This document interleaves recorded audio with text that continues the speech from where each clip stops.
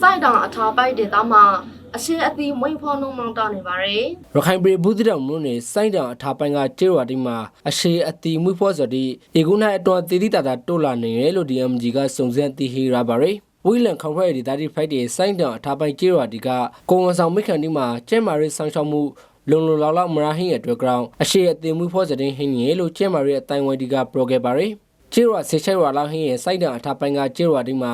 ဧကု2025ခုနှစ်အတွင်းအရှိအသီးမွေးဖော်မှု price ငါကင်ထားမနဲ့ဟိလာနေရဲ့လို့ DMG ကစုံစမ်းသိရှိရပါရယ်စိုက်တောင်အထာပိုင်ကကျေးရွာဒီမှာနိုနခမီလူမျိုးကြီးအမရဆုံးနေထိုင်ခဲ့ပြီးကစိုက်ပရီနာတိုးတောင်တီကိုအမိပြုပနာစောဝဲနေတွေကိုဖိရှနေခဲ့ရဆိုပါစိုက်တောင်အထာပိုင်ကျေးရွာဒီကဆေးရုံစေကနေဟင်းရဲ့နေရာကိုလောက်ဖို့ဆိုကေကုန်းလန်ခရီရီလန်ခရီနာ9နိုင်လောက်ကဆန်းဆန်းလာဆိုကြောင်းကျမ်းမာရီလာလက်မြမှုမဟင်းခဲ့ပါခရီစရိတ်မှာလည်းဖေးတန်9သိန်းတဲ့မနေ့ကုန်ကြစကြောင်းစီဝါကူတာမှုခံရဖို့ခါခဲဟင်းနေခဲ့ပါရယ်ဘူးတိတော်မြို့နယ်မှာအရှိအတီမွေးဖော်မှုဒီအပရန်အရှိနာမိခံပါအသားဆုံးရှုံခါရယ်ဖိုက်စန်ဒီလဲဟင်းခါရယ်လို့ဒေတာခန်ဒီဘကတီရပါရယ်ရခိုင်မှာအမျိုးသိန်းတိုက်ပွဲဒီစားတန်ခါရယ်2023ခုနှစ်နိုဝင်ဘာလကစလို့စိုက်ကောင်စီကရခိုင်ပြည်ကိုကုန်းလဲရီလန်ခရီဒီကန်တဲ့ပိတ်ဆို့ထားစကြောင်းဒေတာတော်လူတို့ကို PCD ရှာပေါ်စော်အပရန်စီဝါရှာပေါ်ရယ်ပြဿနာနဲ့လဲရန်ဆိုင်နေကြရပါရယ်ရန်တော်နာရခိုင်ပြည်တော်ကကိုဝန်ဆောင်မိခံဒီနာနနိုင်အောင်အရှိဒီစောကာကိုစီမထိုးရတဲ့အတွက်စိုးရိမ်မှုတွေဟင်းနေခဲ့ပါရယ်